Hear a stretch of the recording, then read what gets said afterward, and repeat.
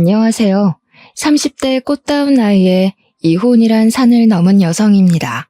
세상에 안 힘든 사람 없다는 거 알지만 그래도 힘들 때면 저는 사연이나 커뮤니티를 꼭 한번 탐방하게 되는 습관이 있어요. 나만 힘든 게 아니라는 걸 확인받고 위로받는 것이 제가 스트레스를 이겨내는 방법이거든요. 그래서 사연을 돌고 돌며 청취하기만 했는데 제가 사연자가 되어볼 줄은 또 몰랐네요. 아마 이번엔 직접적으로 제 처지를 공유하고 동정받고 싶어서 그런가 봅니다. 시간 되시면 제 이야기 한번 듣고 가세요.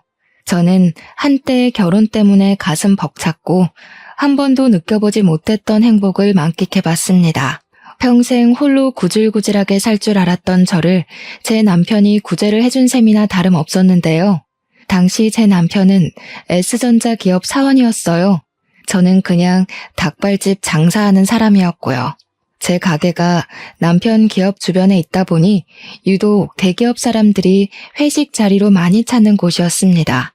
가게 규모는 작은 편이었는데 겨우 5테이블 차면 끝이라서 직원은 한 명만 두고 요리랑 서빙 카운터를 같이 운영했어요.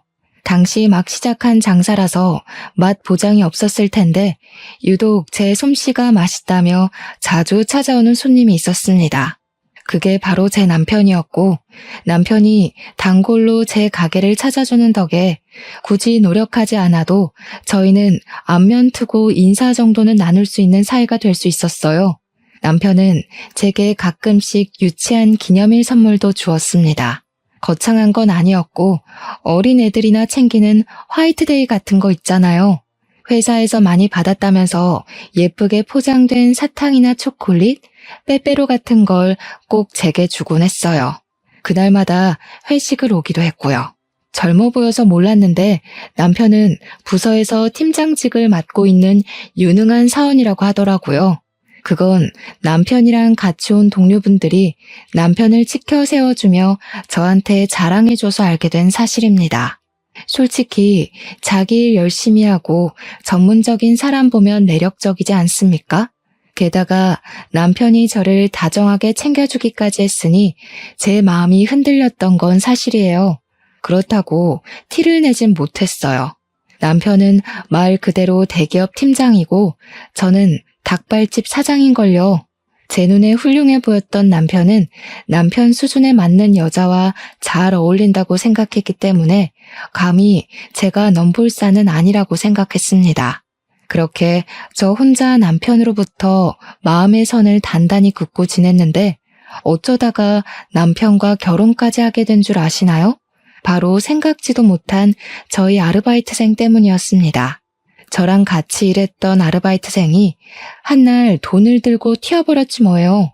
그 아르바이트생은 집안이 가난해서 대학교도 못 가고 아르바이트만 빙빙 도는 친구였는데 군대를 다녀오고 스펙도 없는 상황에서 장사 아르바이트만 뛰며 열심히 살던 친구였어요. 부모님도 돌아가시고 없다고 하더라고요. 처음 그 사정을 들었는데 힘겹게 사는 청년을 보니까 그저 각박하기만 한 세상인 것 같아 어른인 제가 대신 미안해지는 겁니다. 그래서 제가 아르바이트생으로 받아주었어요. 야간 수당에다 주말 수당까지 뭐 하나 빼먹지 않고 챙겨줄 수 있는 돈은 착실하게 챙겨주었습니다. 그 친구도 그만큼 손님에게 깍듯하고 제게도 싹싹하게 잘해주더라고요. 그렇게 이모 조카 사이처럼 6개월간 믿고 같이 일했어요. 그런데 남편이 있던 그날 갑자기 돈통에 돈을 들고 튀어버린 거 아니겠습니까? 절대 그럴 아이가 아닌데 근데 신기했던 건 남편이 하필 그 녀석을 눈여겨보고 있었나 보더라고요. 제가 알아채기도 전에 남편이 먼저 가게를 뛰쳐나갔고 저는 남편 동료들에게 사정을 들어서 뒤늦게 쫓아나갔습니다. 얼마 안 간 지점에서 남편이 그 친구를 힘으로 우악스럽게 결박하고 있더라고요. 남편은 그 친구 욕을 서슴지 않으면서 이런 애들 그냥 봐주면 다음에 똑같은 짓 또 한다며 경찰로 끌고 가려고 했는데 그 순간 저는 그 친구가 울고 있는 걸 보았습니다. 사정이 있어 보였어요. 그래서 제가 되레 남편을 진정시키며 난 괜찮다고 그 친구를 풀어달라 했습니다. 남편은 제 뜻을 이해 못했지만 제 뜻에 따라주었어요.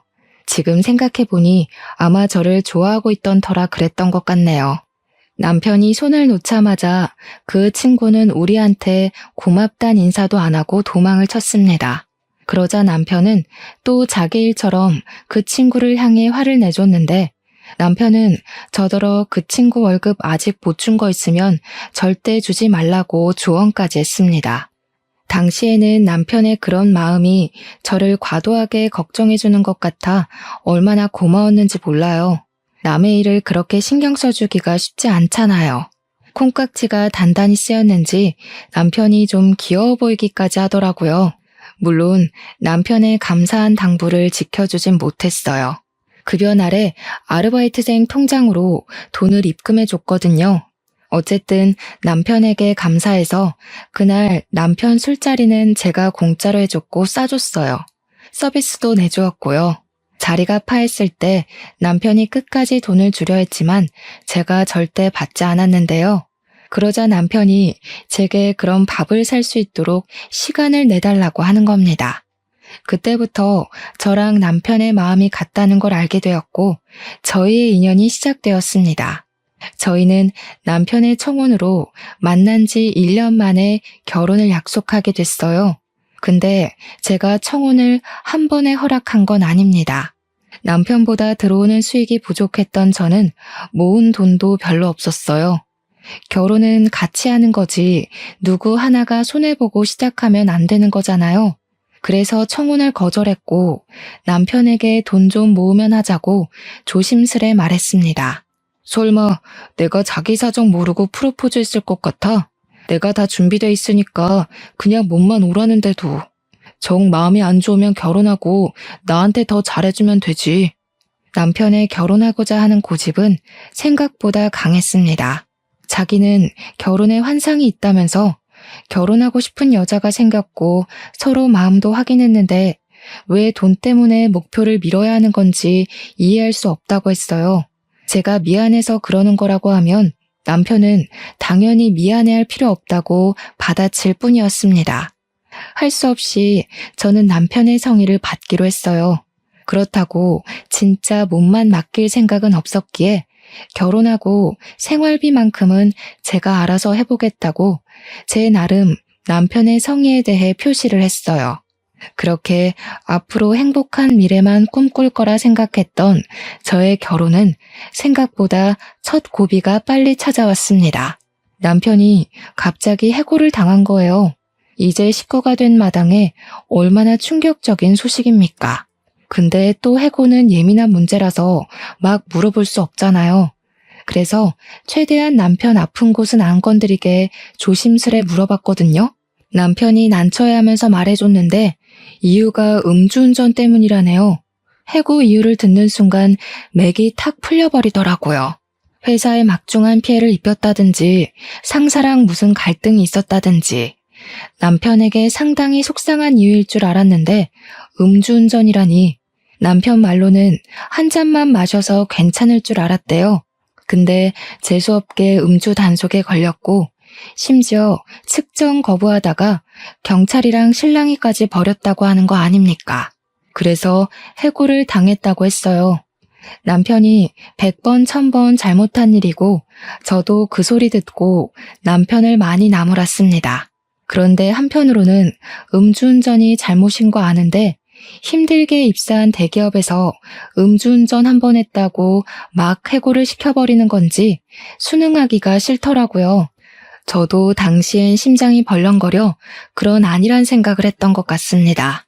어처구니 없는 일은 이뿐만이 아니었어요. 남편이 주로 우편물 오면 확인을 하고 버릴 건 버리고 했기 때문에 저는 우편물을 일체 신경 쓰지 않았어요. 제가 신용카드를 쓰는 것도 아니고 딱히 제 앞으로 올 만한 건 없었거든요. 그래서 그동안 몰랐는데 남편이 늦잠을 자던 날 저는 출근 준비를 하던 시간이었거든요. 주방을 들락날락 하는데 식탁 밑에 우편물 하나가 떨어져 있더라고요. 보니까 건강보험 자격에 관한 내용이었습니다. 남편이 제 밑으로 건강보험이 이전됐더라고요. 그건 일을 그만뒀을 때 오는 거잖아요. 남편이 해고당해서 일을 안 하고 있으니 건강보험이 내 밑으로 들어오겠다 생각은 했었어요. 근데 문제는 날짜라는 겁니다. 날짜가 남편이 해고된 날의 일자가 아니었어요. 남편의 보험 자격 상실 시기가 우리 결혼식 날짜보다 일주일 전으로 기재되어 있더라고요. 이게 어떻게 된 사실인가 싶어서 늦잠 자는 남편을 깨워 추궁을 했어요. 남편은 뭉구적거리며 일어나더니 우편물을 보고는 정신을 번쩍 차렸습니다. 자고 일어나서 그런지 변명을 생각할 정신도 없었나 봐요. 다짜고짜 제 앞에 무릎을 꿇으면서 잘못했다고 사과를 하는 게 아니겠어요? 사실은 남편이 결혼 전에 해고가 된 것이 맞고 자기가 이 사실을 밝히면 제가 결혼을 물을까봐 숨겼다고 하더라고요. 그동안 제가 차려주는 아침을 먹고 일을 나간 것도 출근하는 척이었대요. 어쩐지 다시 생각해보면 남편이 재택근무도 자주 하고 매일 늦잠을 자긴 했었어요. 제가 대기업 사정까진 잘 몰라서 그땐 남편이 그냥 정말로 자유롭게 재택근무를 많이 할 수 있는 좋은 회사를 다니고 있구나, 그렇게만 생각했습니다. 누가 해고당해서 출근하는 척 연기를 하고 있는 줄 알았겠습니까? 그런 거짓말을 할 거란 상상도 못했는걸요. 순간적으로 열이 확 오른 저는 남편에게 끝내 솔직하게 말했어야지 라고 하면서 처음으로 성질을 냈습니다. 남편이 더 기가 죽어서는 고개를 아예 못 들더라고요. 제가 마음이 참 약한 사람이거든요. 화가 나는 건 화가 나는 거고 남편이 주눅 들어있는 모습을 보니까 저한테 말 못하고 혼자 끙끙 앓으며 마음고생한 게 안타까운 거 있죠. 그리고 이미 저는 결혼을 해버렸고 결혼이 장난도 아닌데 결혼한 지 얼마나 됐다고 바로 이혼을 하겠습니까? 그래도 남편이 나쁜 마음으로 제게 숨긴 것은 아닌데다가 저 몰래 새 일자리를 찾고 있었다길래 일단은 한번 봐줬어요. 그렇게 고비를 잘 넘겼다고 생각했습니다. 그리고 다음 날부터 제가 좀 바빠졌어요. 남편이 일을 구하기 전까지는 일단 제 수익으로 저희 살림을 완전히 해결해야 되잖아요. 원래부터 생활비는 제 몫이었으니 감당할 수 있었는데 그 외에 부수적인 돈까지 전부 제 돈으로 해결을 해야 되니까 좀 많이 버거울 것 같더라고요.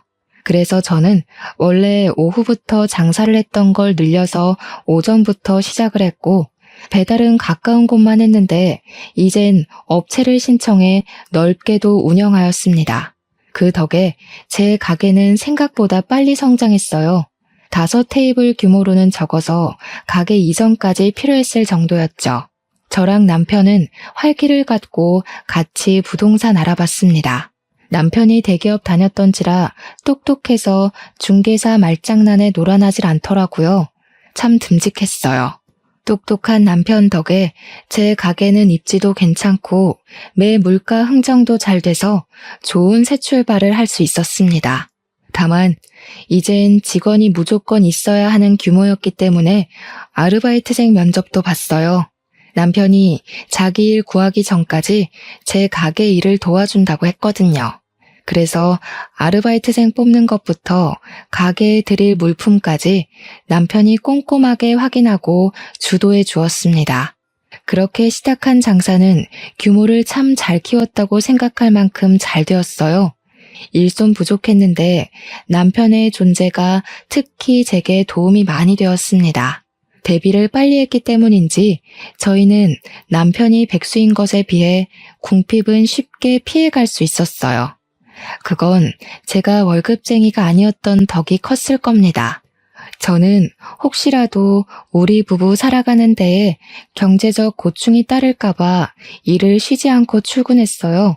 하루쯤은 쉬어도 된다는 남편의 걱정에도 불구하고 늘 제가 직접 직원들과 음식들, 손님들까지 정성스레 신경을 썼습니다. 역시 사람은 무리를 하게 되면 병이 나기 마련이더라고요. 한날 아침 일어났는데 몸에 열이 펄펄 난 거 있죠. 아마 일도 바쁜데 이번에 잘해주던 주방 이모가 그만두는 바람에 제가 요리까지 뛰어서 더 병이 난 것 같았어요. 남편이 놀라서 얼른 저를 병원에 데려다 주었고 빨리 주방 일하는 사람부터 뽑으라고 걱정 섞인 잔소리를 했습니다. 오늘은 제발 내 말 좀 들어라. 나는 네 남편이잖아. 너만 내줘 해? 나도 외조 좀 하자.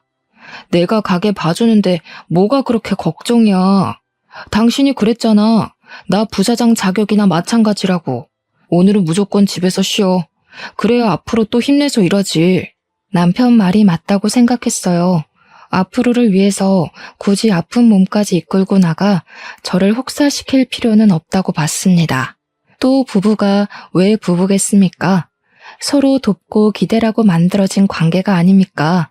그렇게 저는 남편 존재의 소중함을 느끼며 그날 하루는 남편에게 가게를 맡겼습니다.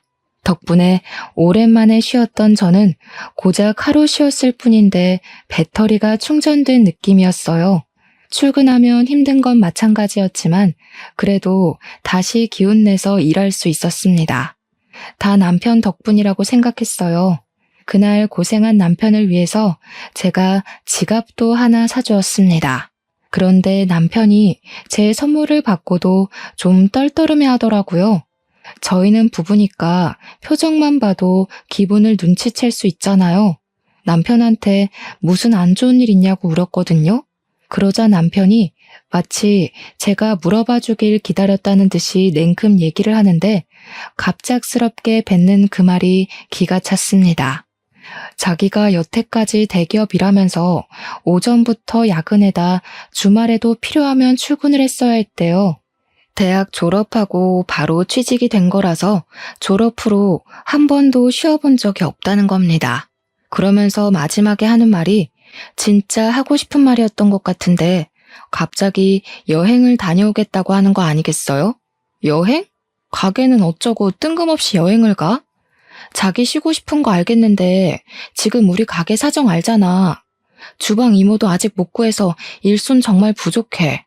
솔직히 내가 많이 봐줬잖아. 그리고 가게가 당신 거지 내 거야? 나 진짜 이대로 안 쉬고 평생 일만 하면 우울증 올 것 같아. 딱 한 달만 쉬고 싶어. 나도 가게 시작하면서 한 번도 쉰 적 없어. 누군 안 놀고 싶어서 가게에 붙어 있어? 여행은 무슨 여행이야. 철없는 소리 좀 하지 마. 아, 진짜 너는 꼭 이런 식이더라. 돈돈거리지 좀 마. 사람이 돈 때문에 사냐? 살 만큼만 벌면 되는 거지. 뭐 얼마나 떼부자 되려고. 솔직히 네가 이렇게 돈에 혈안돼 있는 거 볼 때마다 내가 더 숨 막히거든. 제발 사람 좀 살자, 어? 불과 얼마 전까지만 해도 남편은 에너지 방전된 제 건강 상태를 걱정하며 남편 노릇을 톡톡히 해준 사람입니다. 그런데 그 사이 별일도 없었는데 갑자기 여행 타령은 뭐며 느닷없이 저한테 투정 아닌 투정을 부리는 걸까요? 그날 저는 남편의 의사를 못 들은 채로 치부하며 거절했어요. 여행도 상황 봐가면서 해야 되잖아요. 돈 버는 사람 따로 있고 돈 쓰는 사람 따로 있나요? 안 그래도 주방 이모가 일당백이라서 매출에 지장이 갈까봐 새로운 주방 이모를 뽑기까지 스트레스를 많이 받고 있는 상태였단 말이에요. 자영업 하시는 분들은 아시겠지만 요즘 사장도 하루 종일 서서 요리하고 서빙하고 그러니까 퇴근하면 정말 뻗어버리는 수준이거든요. 매출이 잘 나와도 몸이 힘드니까 사람이 금방금방 피폐해지고요. 제가 또 언제 몸병이 날지 모를 상황인데 이 와중에 남편은 한 달을 자리 비우겠다고 하니 오히려 더 배로 스트레스 오는 거 있죠. 남편이 꼴 보기 싫기까지 하더라고요. 그래서 네 돈으로 가겠다면 안 말린다고 해버렸어요. 남편 돈 없는 거 누구보다 제가 제일 잘 알거든요. 당연히 기본상에서 토라져 있다가 다시 가게 나오겠지 생각했는데 제 판단은 완전히 오산이었습니다. 남편은 신이 나서 종일 휴대폰만 붙들고 다녔고 진짜 동남아 여행을 한 달 동안 갈 계획까지 다 세워서 비행기 표도 예매하더라고요. 아주 속전속결이었죠. 그 모습을 보는데 얼마나 맥 빠지고 할 말이 없던지 그냥 체념해버렸어요. 저도 남편 없으면 밥은 안 차려줘도 돼서 나름 신경 하나를 덜 수 있는 셈이긴 했거든요. 한 달 동안 옆에서 스트레스 주는 사람 줄었다고 나름 좋게 생각하려 했습니다. 어차피 제 돈도 아니니까요. 그렇게 한 달이 지났고 한 달 동안 정말 먼저 연락도 안 한 남편이 귀국을 했어요.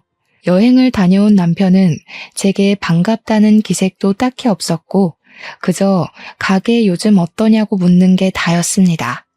어떻게 제가 잘 지내냐고 먼저 연락해주지 않는 이상 한 번도 연락을 안 했던 건지 미치게 따지고 싶었지만 그마저도 기운 빠지는 일이라 하기 싫더라고요.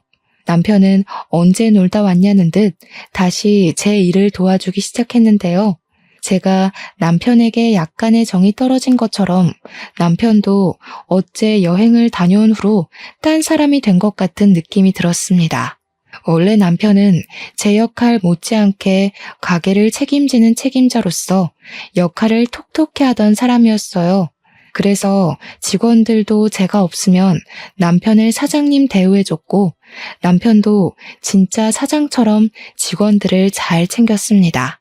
그런데 여행을 다녀오고 마음이 해이해 있어서 그런 건지 모르겠지만 일이 바쁜데 굳이 직원을 불러서 자기 일을 대신 시켰고 직원들한테 재미없는 아재 농담이나 치고 어떻게든 일을 남한테 미루거나 딴짓을 골라서 했어요. 또 친구랑 약속 있다고 일을 제대로 안 나오는 것도 다반사였습니다. 친구랑 논다고 가게 안 나올 때면 퇴근할 때까지 연락이 없어요.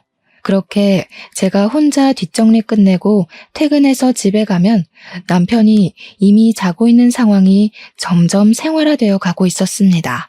나중에는 오히려 남편이 가끔씩 가게를 나오는 게 더 걸리적거릴 정도로 도움이 안 됐어요.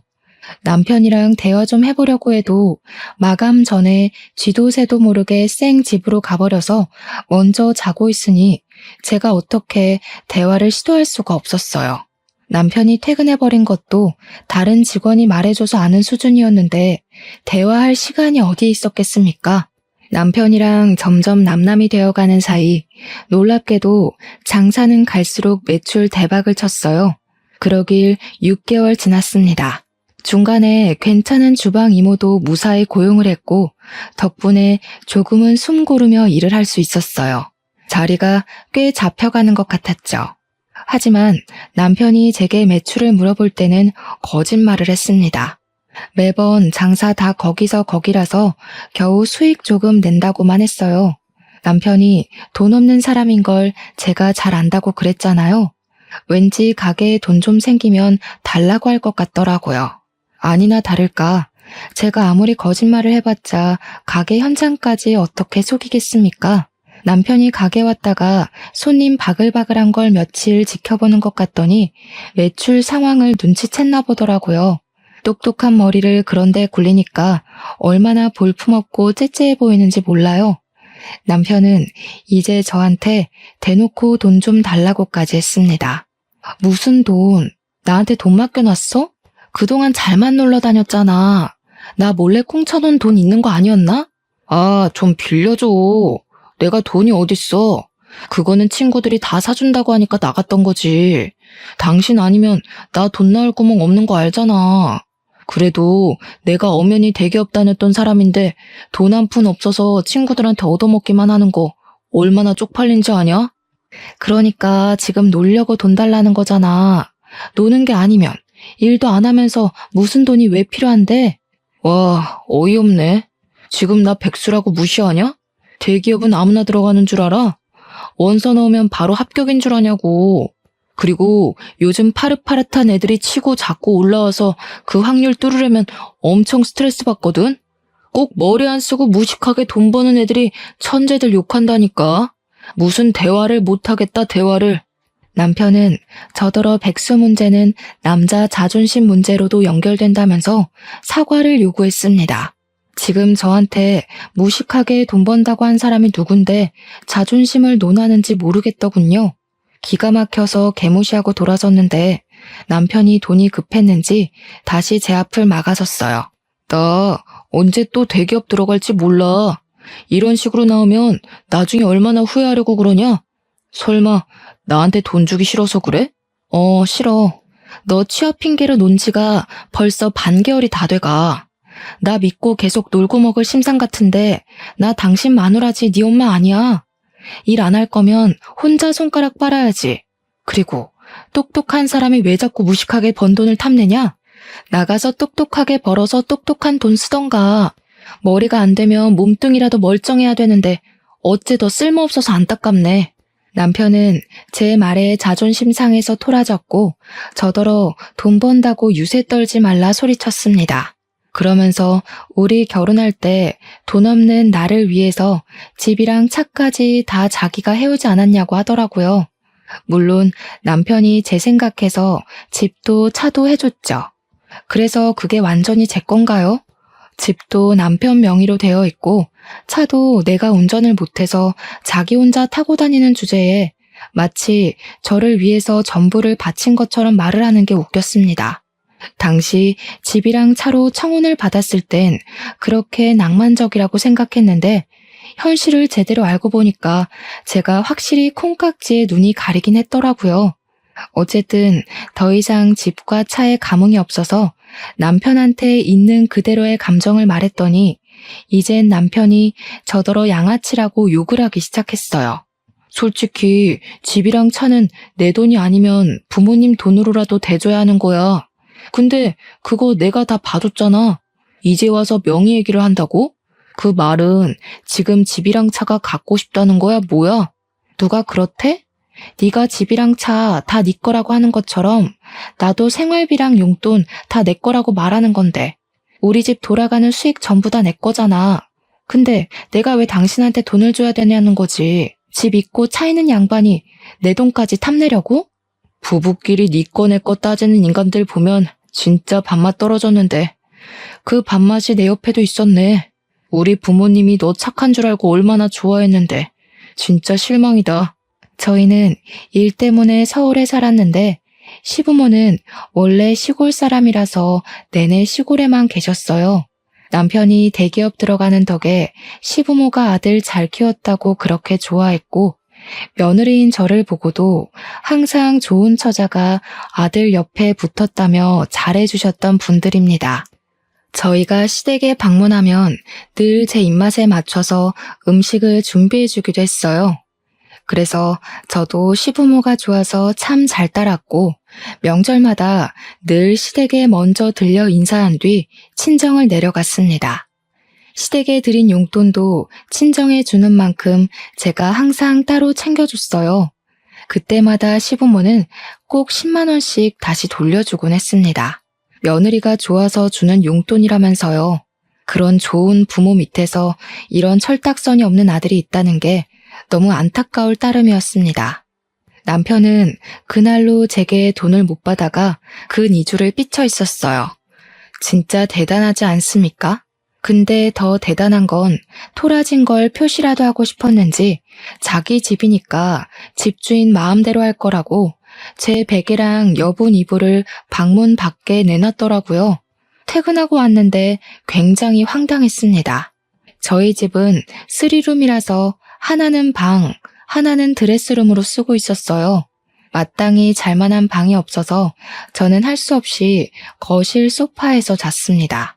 남편이 삐쳐있는 기간 동안 말이죠. 남편은 사춘기 소년이 반항하는 것처럼 가게에도 안 나타났고 출퇴근할 땐 자는 건지 방 밖으로 나오질 않았어요. 부부가 한 지붕 아래 사는데도 서로 얼굴 잘 못 보고 살았습니다.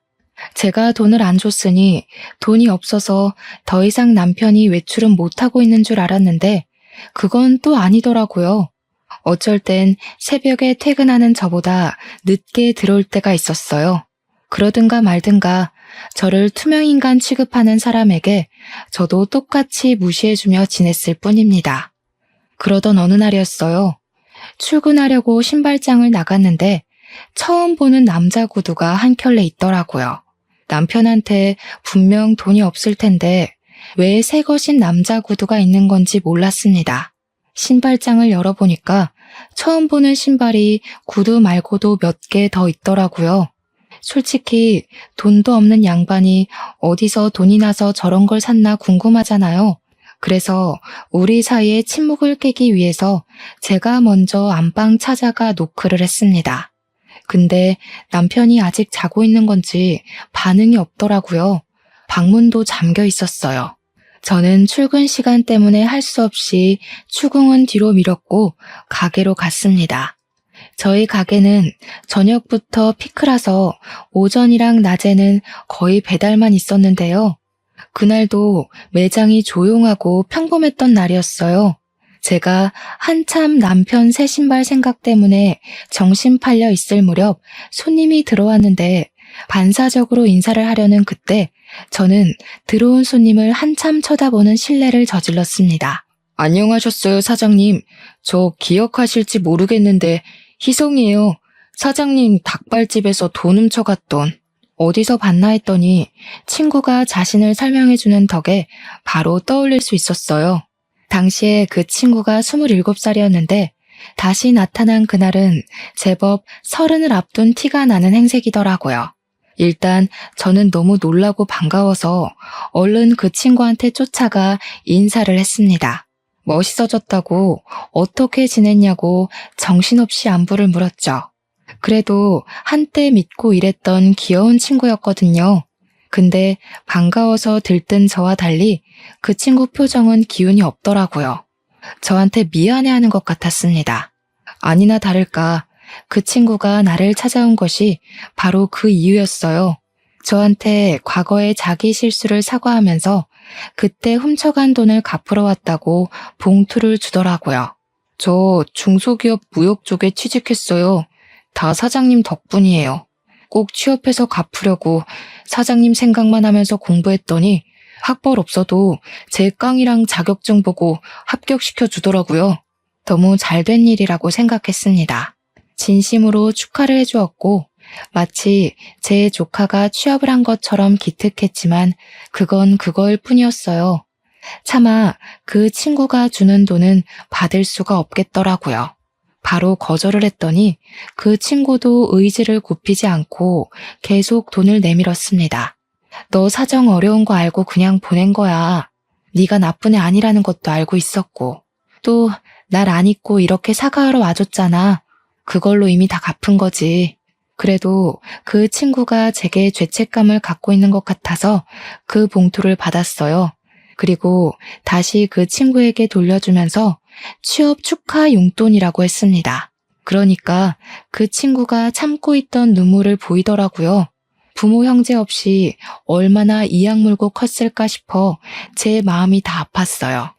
일단 저는 이 기특한 친구에게 밥 한 끼 대접하려고 그 친구를 한쪽에 앉히고 직원들에게 식사 준비를 부탁했습니다.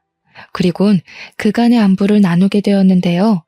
한참 얘기하다 보니 그날 소매치기 사건까지 얘기하게 돼버렸어요. 자연스레 남편도 언급이 되었죠.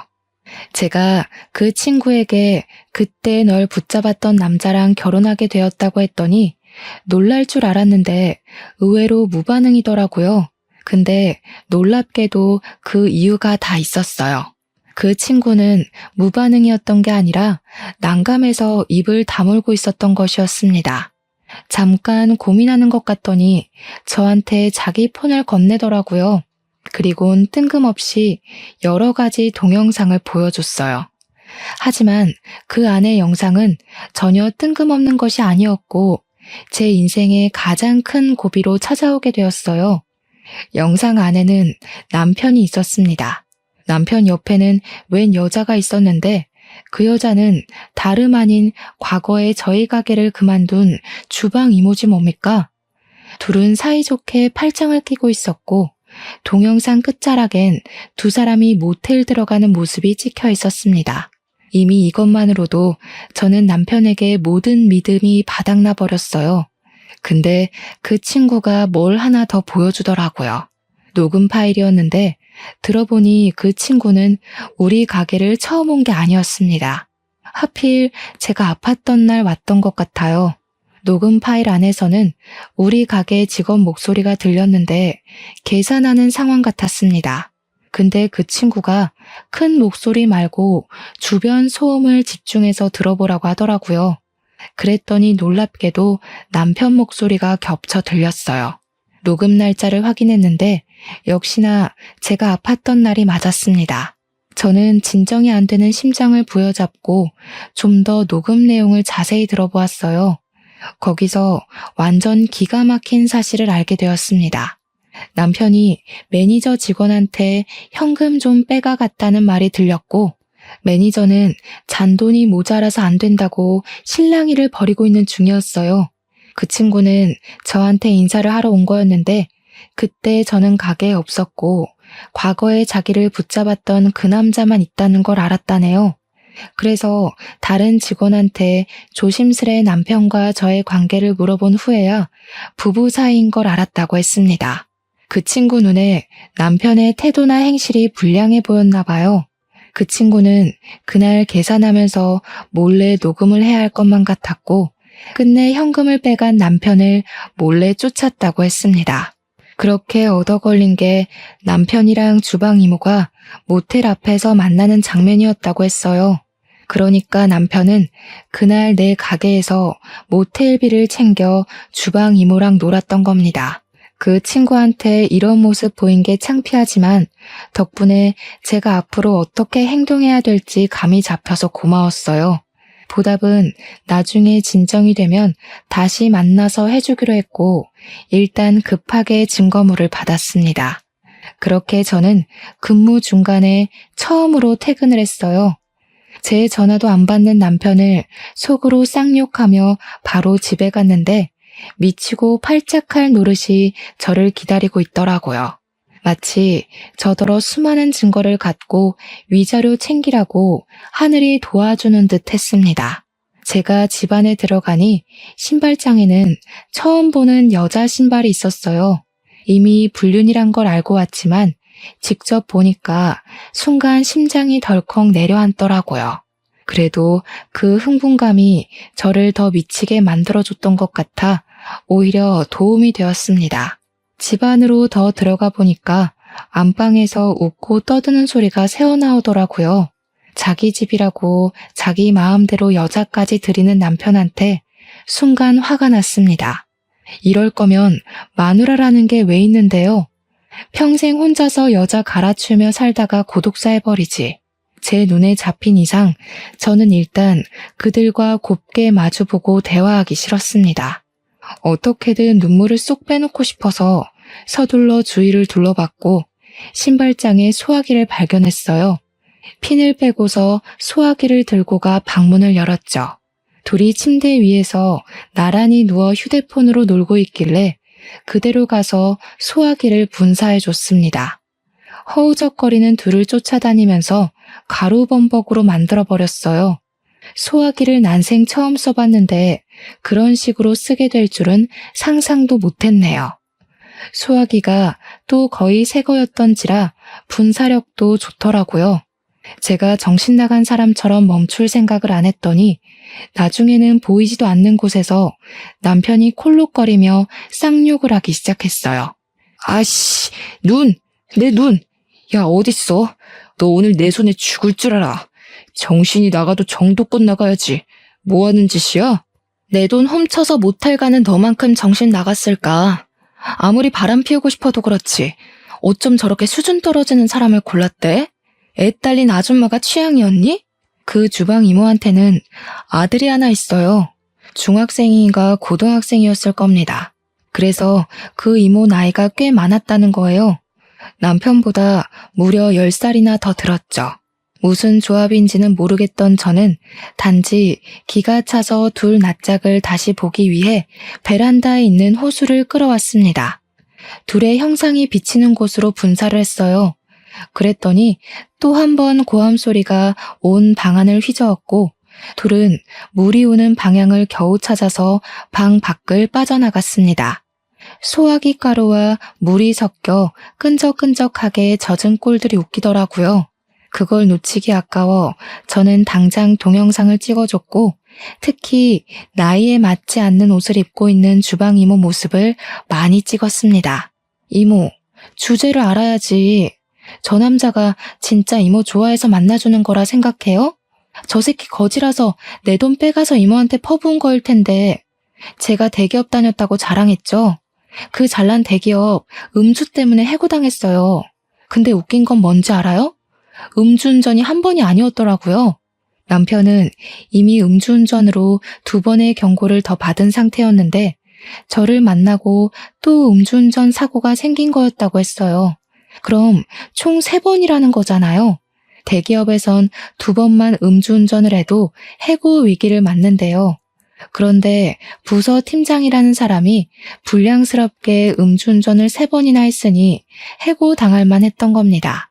이미 당시 회사 내부에서 인성 쓰레기로 유명했던 일화래요. 오랜만에 제 가게를 방문했던 남편 동료들이 몰랐냐면서 제게 알려줬던 사실이었습니다. 뭔 상관이야. 적어도 너보다는 나를 더 좋아하니까 나한테 남의 돈 훔쳐서라도 퍼줬겠지. 세상 참 긍정적으로 살아서 좋겠어요. 아들한테 큰 도움이 될 것 같네요. 이런 천박한 짓 하고도 아들한테 평생 숨길 수 있을 거라 생각한 건 아니죠? 앞으로 아들은 어쩌나? 엄마 때문에 학교 힘들게 다니겠네. 저는 동영상을 끊고 남편한테 이혼 소송하겠다 통보도 해줬습니다. 너한테 겨우 있는 집이랑 차, 그거 내 거 만들어줘서 고마워. 위자료 받아서 내가 더 좋은 집이랑 좋은 차 살게. 그래도 네 덕분에 나 면허 따겠다. 땡큐. 남편은 얼굴에 이물질을 닦아내면서도 제 말을 듣긴 한 건지 순간 저를 향해 손에 집히는 대로 물건을 던지기 시작했어요. 다행히도 눈에 뵈는 게 없어서 그런지 아직도 기침을 하면서 조준을 잘 못하더라고요. 야, 그럼 내가 일해줬던 돈이라도 내놔. 떼먹으면 마누라고 보고 바로 노동청에 신고할 거야. 저런 머저리 같은 게 뭐 훌륭해 보인다고 좋아했는지 모르겠다.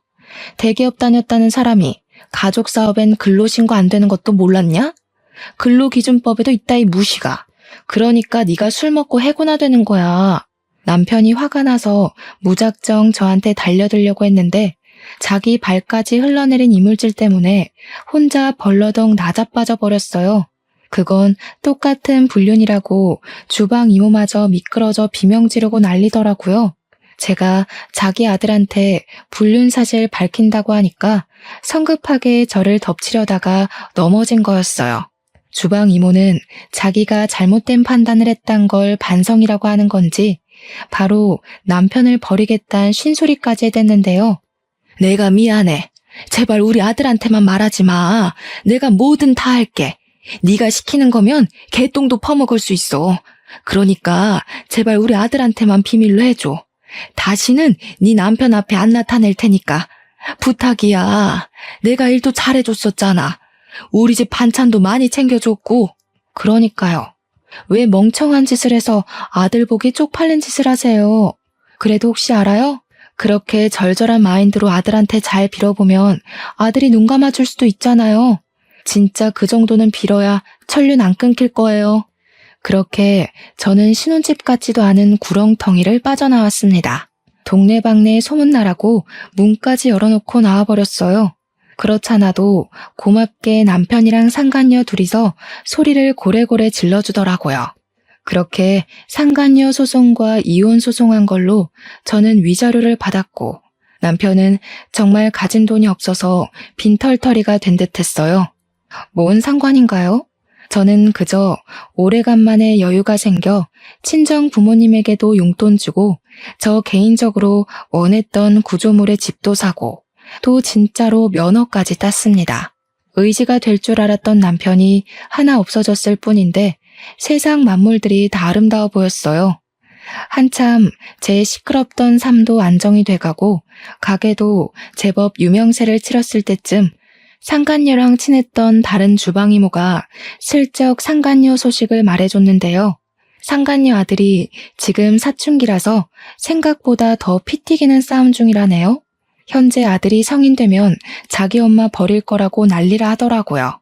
상간녀가 돈도 없어서 위자료 때문에 집까지 팔고 아들을 강제 전학까지 가게 했으니 아들 입장에선 엄마가 얼마나 창피하고 미웠겠습니까? 다 자기 업보겠죠. 남편은 더 이상 집도 없고 돈도 없으니까 본가에 내려가 지내는 것 같았어요. 남편이랑 이혼하면서 유일하게 걸렸던 존재가 바로 시부모였는데 아무리 밉상인 남자였다지만 그래도 그 자식 부모만큼은 제게 좋은 사람들이었거든요. 그래서 저는 시부모에게 솔직하게 제 상황을 얘기했었고 이런 꼴 보이게 되어 죄송하다는 말만 전한 채 연락을 끊었습니다. 답장은 제가 일부러 받지 않았어요.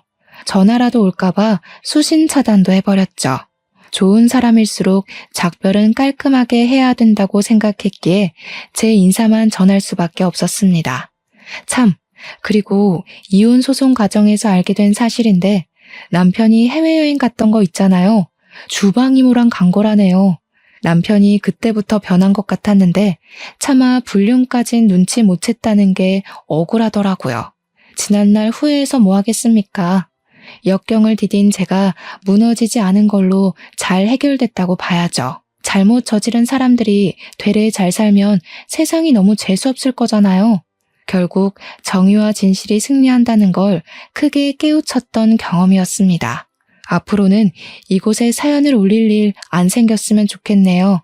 긴 사연 들어주시느라 고생하셨습니다. 감사합니다.